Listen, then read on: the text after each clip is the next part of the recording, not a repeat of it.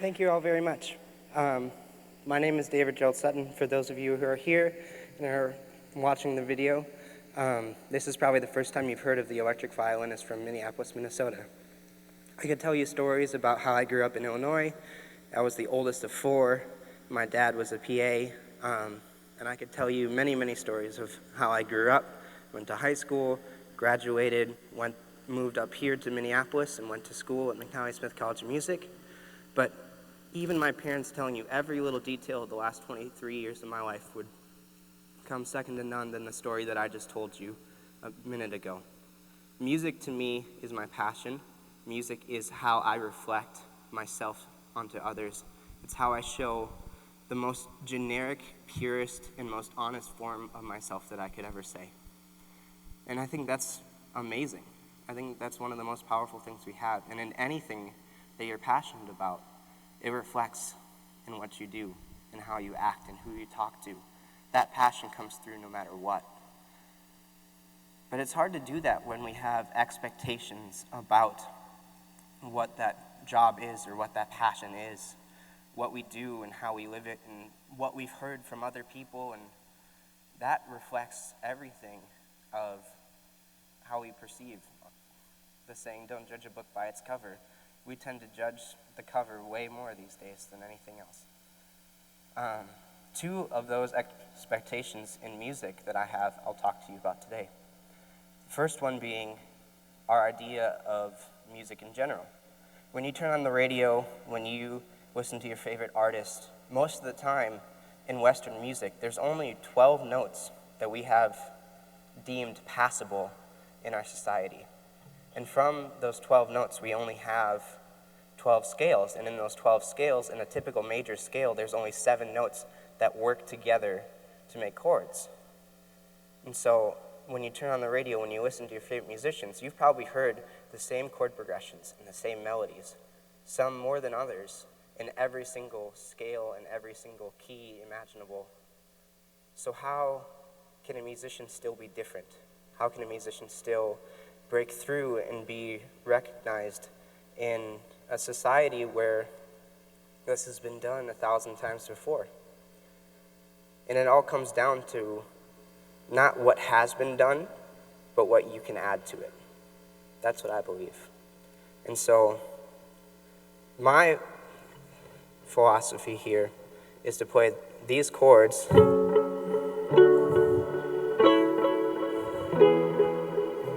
and to have them sound interesting and compelling.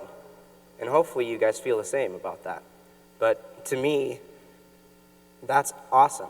And it's the same chord progression that's been played on the radio at least 1,000 times over. So with that out of the way, the other barrier for me is being a violinist. Most of the times, the questions that I get asked most frequently are, is that a violin or a fiddle? Now, this is a typical question that people ask, and it's mainly about the instrument, which is, I have no issues answering that question. But it also kind of puts the expectation on what I do. Do you play classical music, or do you play country music? Now, I studied classical music for the majority of my life playing violin, so I could play that, but it's not my passion. As for country, well, I'm tired of getting asked to play Devil Went Down to Georgia, so that's not going to happen. So that leaves me with, well, what is this thing?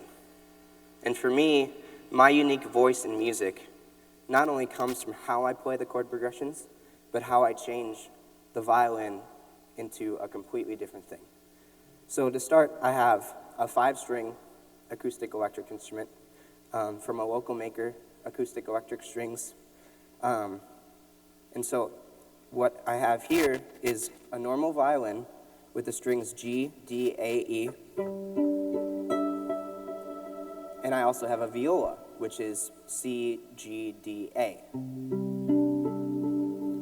So the violin shares both the G, the D, and the A with the viola. And the violin has the E to itself, and the viola has the C to itself. So I already have 2 instruments in one. Now, through all of my crazy effects as well, I can manipulate it into even more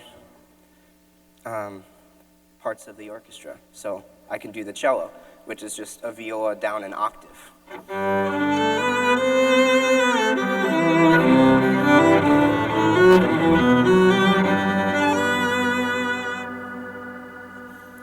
So there's 3 voices now. There's another box where I can sound like a synthesizer.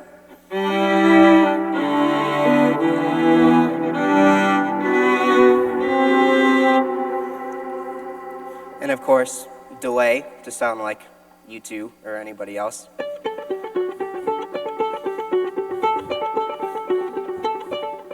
And my favorite effect, which is reverb, which allows me to take it even further to make a double string bass.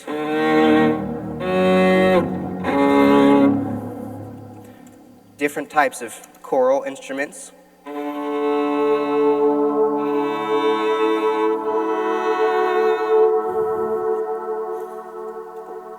And I can even play this thing like a drum.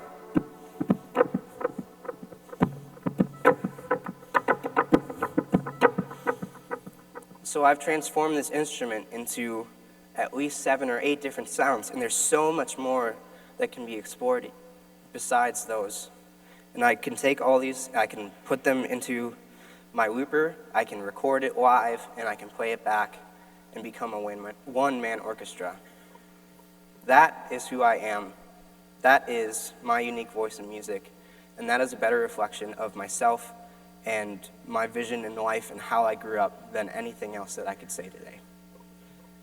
So I would encourage you to do the same.